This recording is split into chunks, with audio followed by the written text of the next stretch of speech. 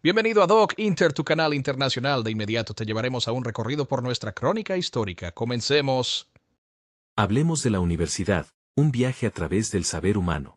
Nos adentraremos en la historia de una creación humana que, a lo largo de su extensa trayectoria, ha adquirido una identidad propia, rasgos distintivos y una historia que en cierto modo se entrelaza con la de la cultura occidental, la universidad. Desde sus humildes comienzos en la Edad Media, como centros de saber teológico y filosófico, hasta su transformación en motores de la ciencia moderna y la innovación tecnológica, estas instituciones han moldeado el pensamiento y el progreso de la humanidad.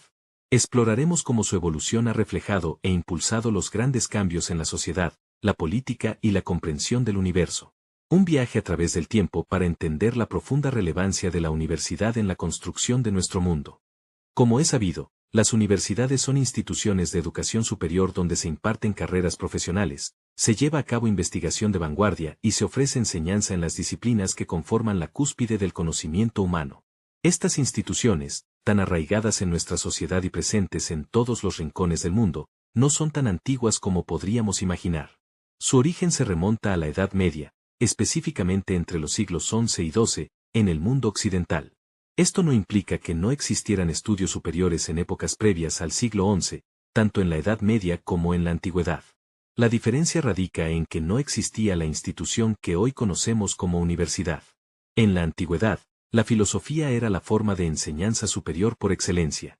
Sin embargo, la filosofía no se limitaba a la especialidad que conocemos hoy en día. Era considerada la cima del conocimiento humano, la ciencia matriz de la que surgían todas las demás disciplinas. El filósofo, a través de una vasta acumulación de conocimientos, investigación, capacidad de comprensión y análisis, era capaz de abarcar la totalidad del saber humano de su época. Esta práctica se mantuvo desde la antigüedad, pero siempre de manera individual. Existían filósofos, pero no instituciones de filosofía. Un ejemplo paradigmático es Sócrates, quien en la Atenas del siglo V a.C. no impartía una filosofía sistemática, sino que a través del diálogo y la reflexión, enseñaba a pensar, a comprender el mundo, a cuestionar y a ejercitar la inteligencia. Sus seguidores jóvenes y no tan jóvenes, lo acompañaban por las calles, plazas y mercados de Atenas, donde en un intercambio constante de ideas, surgían verdades, dudas y nuevos planteamientos que enriquecían el conocimiento superior. Esta era la forma de estudiar filosofía en el siglo V a.C., y no varió sustancialmente ni con Platón ni con Aristóteles. Si bien estos últimos lograron establecer métodos más ordenados y sistemáticos de transmisión del saber, la esencia seguía siendo la misma. Un grupo de alumnos, admiradores y discípulos que se reunían en torno a un maestro reconocido por su inteligencia superior para conversar, debatir, plantear interrogantes y recibir respuestas. De esta manera, se construía una visión más precisa del mundo y del lugar del ser humano en él. Esta tradición continuó incluso con la llegada del cristianismo. Con la caída del Imperio Romano y el inicio de la Edad Media, el conocimiento filosófico se fusionó con la teología cristiana. El aprendizaje de entonces se centraba en aquellos que poseían este saber superior y podían responder a preguntas fundamentales como: ¿quién es Dios? ¿Cómo se creó el mundo? ¿Qué es el pecado? ¿Qué es el alma? ¿Cuál es la posición del ser humano en el mundo? ¿Y cuál es su destino? La enseñanza de la teología y la filosofía se llevaba a cabo en los claustros de los conventos y a la sombra de las grandes catedrales medievales. Algunos maestros adquirieron renombre, y discípulos acudían a ellos en busca de conocimiento. De esta manera, se sembró la semilla que daría origen a la universidad. La universidad emergió en el siglo XI, en un momento en que la Edad Media se acercaba a su fin. Surgió precisamente de la existencia de estos grandes maestros cuya fama se propagaba rápidamente. Alumnos y discípulos, ávidos de aprender y generalmente con la intención de seguir la carrera eclesiástica, se congregaban alrededor de ellos. Los estudiantes vivían precariamente, pero asistían a las lecciones de sus maestros en diversos momentos del día. Estas reuniones, de la sociedad espontánea entre aquellos que deseaban aprender y los que podían enseñar, constituyó la base de los estudios generales y filosóficos que dieron forma a la universidad. En esencia, la universidad era una comunidad de maestros y discípulos. Este proceso se inició en los siglos XI y XII, periodos en los que se fundaron las primeras y más antiguas universidades de Europa. En Italia, se destacan las fundaciones de Bolonia y Salerno, esta última de gran antigüedad. Posteriormente, se fundó la Universidad de París, y la institución se extendió a Inglaterra. Más tarde, se fundó la Universidad de Salamanca en España. Todas estas fueron adquiriendo características propias. Es fundamental tener en cuenta que las universidades nacieron bajo la influencia de las catedrales y la enseñanza teológica. Por lo tanto, dependían más de la Iglesia que de la autoridad civil, más del Papa que del Rey. Esto les otorgaba un cierto grado de autonomía y privilegio. No eran instituciones del Estado, a pesar de que en aquel entonces el Estado se identificaba con la persona y el poder del monarca. En cambio, eran instituciones eclesiásticas. La antigua disputa jurisdiccional entre el Papa y el Emperador, entre el poder civil y el religioso, tuvo a las universidades como uno de sus escenarios. Estas últimas se consideraban, en cierto modo, sustraídas al poder civil y dependientes del religioso. Estaban adscritas a la enseñanza teológica y filosófica de la Iglesia, como una dependencia de la entidad religiosa. La enseñanza impartida en las primeras universidades, que surgieron a partir de los siglos XI y XII, se centraba fundamentalmente en la filosofía y la teología. El objetivo principal era conciliar la teología cristiana con la filosofía heredada de los griegos. Grandes maestros, como el renombrado Santo Tomás de Aquino, se dedicaron a la ardua tarea de armonizar la filosofía aristotélica, cuyo estudio ya había sido abordado previamente con la filosofía platónica, con las enseñanzas del Evangelio y la predicación de Cristo. Su propósito era crear una simbiosis entre la filosofía griega y el sentimiento religioso cristiano. Este fue el gran esfuerzo filosófico de las universidades medievales. Toda la enseñanza se centraba en el dominio de la filosofía aristotélica y el pensamiento religioso, lo que dio origen al escolasticismo, la corriente de pensamiento que dominó la Edad Media. Naturalmente, las enseñanzas profesionales prácticas que hoy asociamos a las universidades no existían en aquella época. La medicina apenas formaba parte del currículum, la ingeniería era prácticamente inexistente, se estudiaban algunas matemáticas, retórica y letras clásicas, pero, sobre todo, filosofía y teología. La enseñanza se basaba en lecciones magistrales impartidas por el maestro, que los discípulos escuchaban y anotaban. También se utilizaban glosas de textos fundamentales de antiguos maestros y se promovían debates entre los estudiantes para ejercitar la palabra y el pensamiento, preparándolos para sus futuras funciones. Esta fue la matriz de lo que hoy conocemos como universidad. Se formaron en la Edad Media, bajo la influencia de la Iglesia sustraídas al poder civil, y centradas en lo que entonces se consideraba la cúspide del conocimiento humano. La teología y la filosofía fueron disciplinas que conformaban un todo. Su objetivo principal era formar hombres para la Iglesia, la carrera fundamental para los intelectuales de la época. Naturalmente, este panorama cambió. La humanidad y el pensamiento evolucionan, y un cambio significativo se producirá con el Renacimiento. Este movimiento representa, en cierto modo, una reacción contra el pensamiento y los ideales medievales. Se caracteriza por una búsqueda afanosa de la antigüedad, con la intención de resucitarla. Sin embargo, esto no era posible, ya que ningún tiempo pasado puede volver a la vida. A pesar de ello, esta búsqueda permitió incorporar y recuperar muchos conocimientos perdidos de la antigua sabiduría griega, latina e incluso oriental, lo que contribuyó a renovar el pensamiento humano.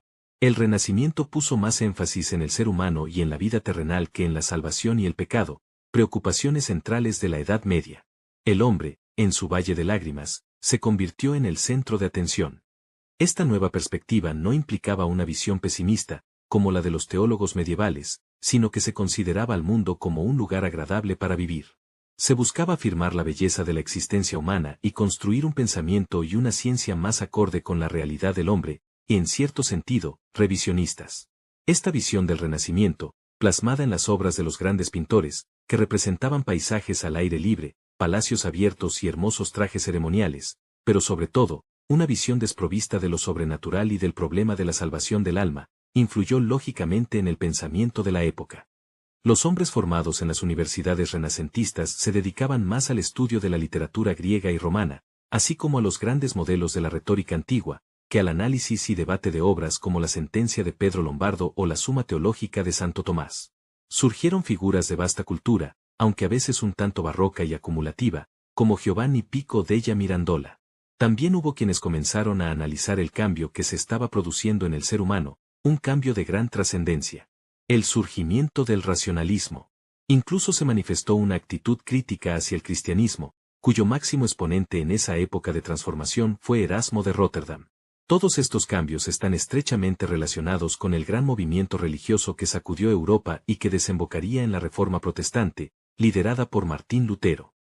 Estos nuevos caminos que se abrían en el Renacimiento y que afectaron a la institución universitaria, transformando sus perspectivas, su enseñanza, sus temas y sus preocupaciones, aceleraron un cambio de mentalidad en el hombre occidental. Este cambio se manifestó especialmente en los siglos XVII y XVIII con la Ilustración, también conocida como la época de las luces, que no es otra cosa que el racionalismo. Surgió un conjunto de pensadores, a partir de Descartes y otros que le siguieron, que pusieron el énfasis en la razón. Se consideraba que el hombre estaba dotado de razón, que el mundo tenía una estructura racional y que el universo era una gran máquina que podía ser desarmada, explicada y comprendida. El hombre, gracias a su razón, tenía la capacidad de conocer y comprender el mundo, pero para ello debía dudar de todo y someterlo a su análisis, sin respetar ninguna autoridad, sino ateniéndose únicamente a la evidencia y a los descubrimientos de su propia razón. Esta gran transformación que trae como consecuencias el verdadero nacimiento del mundo moderno, se va a reflejar en las universidades, porque va a comenzar a aparecer en ellas algo nuevo, que no es solamente el abandono de la autoridad magistral, de la autoridad del maestro, del magister dixit, como decían los antiguos, sino los primeros pasos del racionalismo y de la ciencia experimental. El hombre va a empezar a medir, pensar y conocer, en su sustancia y en su ser, las cosas que le rodean. Va a comenzar a analizar, dirigir el telescopio al cielo y va a dirigir el microscopio a las pequeñas cosas, y a comenzar a querer estudiar el interior del cuerpo humano y la circulación de la sangre y la función y la fisiología de los órganos. Todo esto va a abrir el gran camino de la ciencia moderna, precisamente en ese momento, y de ahí va a surgir toda una posición crítica y revisionista que invadirá el campo de la sociedad, de la filosofía, el campo de las universidades, y por último la política, y que traerá como consecuencia la Revolución Francesa.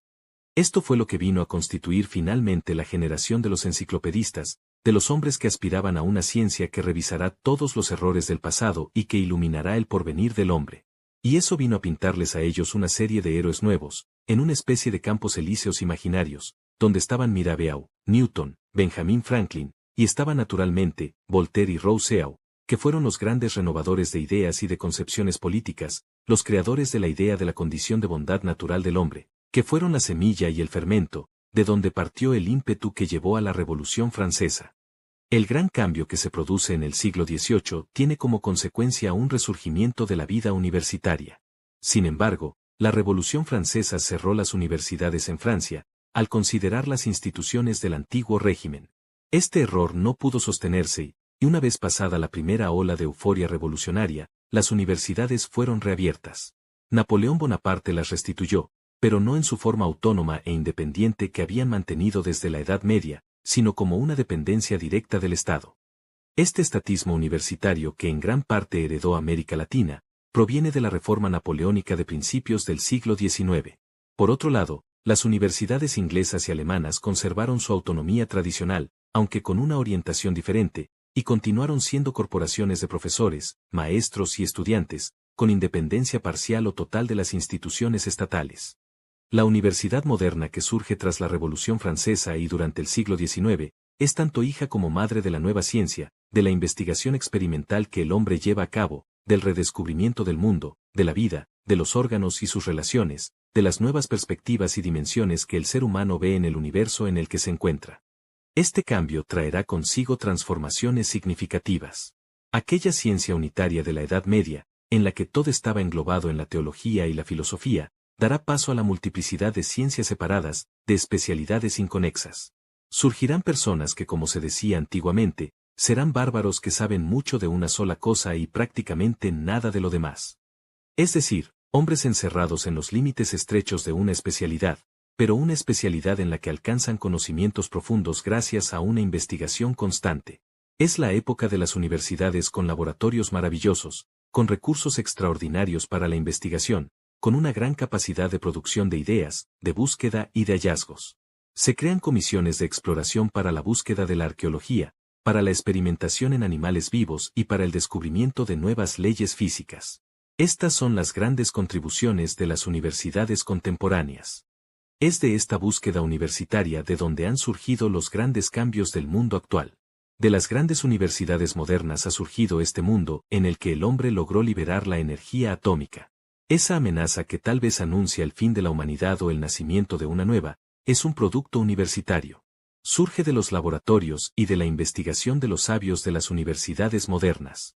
De ahí proviene, igualmente, toda la ciencia que nos está llevando hoy en día a la exploración del espacio y a la búsqueda de nuevos caminos por los cuales el hombre se está convirtiendo en un evadido de la Tierra, en alguien que puede salir de ella y marchar en busca de otros horizontes, que para el hombre antiguo y más aún para el hombre de ayer no eran más que un espectáculo celestial nocturno. Esta búsqueda constante nos lleva a investigar los orígenes de la vida y a conocernos a nosotros mismos. Nos está impulsando a modificar todas las nociones que nos legó el conocimiento antiguo. Nos ha hecho concebir un universo que ya no es cerrado, como el de Newton, sino un universo en expansión o en explosión. Nos ha llevado a descartar ideas tan arraigadas en la tradición humana, como la distinción entre materia y energía, cuando hoy sabemos que son lo mismo, o la separación entre espacio y tiempo, cuando también sabemos que son una misma cosa. Todo esto ha surgido de la investigación y el conocimiento universitario. Las universidades son los semilleros, los repositorios y las matrices de donde emana el impulso, la raíz y la fuente de la que se nutre el gran cambio del mundo. Esto explica por qué las universidades son importantes. Sin embargo, no todas las universidades son iguales. Hay universidades creadoras y universidades repetidoras. Hay universidades que están creando la ciencia moderna a través de la investigación y la unión de maestros y discípulos dedicados a ese fin supremo. Y hay universidades inertes, que se limitan a recibir esa ciencia producida de segunda o tercera mano y a repetirlas, con el único objetivo de formar profesionales. Pero una universidad no puede ser meramente una formadora de profesionales, por buenos que sean.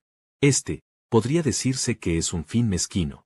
Para formar buenos profesionales, una universidad debe estar simultáneamente dedicada a la creación y la investigación científica. Tiene que ser un centro de creación e irradiación de cultura y de investigación constante, porque de allí nace la posibilidad de enseñar una ciencia viva y no una ciencia muerta y obsoleta, que puede estar desactualizada en el momento en que se aprende. Gran parte de la física y de la biología que consideramos válidas ya no lo son. Ni siquiera son la física ni la biología vigentes en el último momento de la investigación universal, que es la que está permitiendo los grandes avances científicos. Esto hace que sea sumamente importante para países que aspiran, como los nuestros, a desempeñar un papel relevante en el mundo, contar con universidades que garanticen ese destino. Si la Universidad Nacional no produce ese liderazgo intelectual, ese núcleo de hombres que se pondrán a la cabeza de la dirección de su desarrollo en un momento tan tecnológicamente exigente como el actual, esos países estarán condenados a un papel secundario, dependiente y de segundo orden. Sin embargo, si estos países logran crear centros universitarios de primer orden, donde se forme un liderazgo intelectual, donde se esté al día con la ciencia, donde se investigue, se dude, se busque y se cree, estarán en el camino del crecimiento y el desarrollo.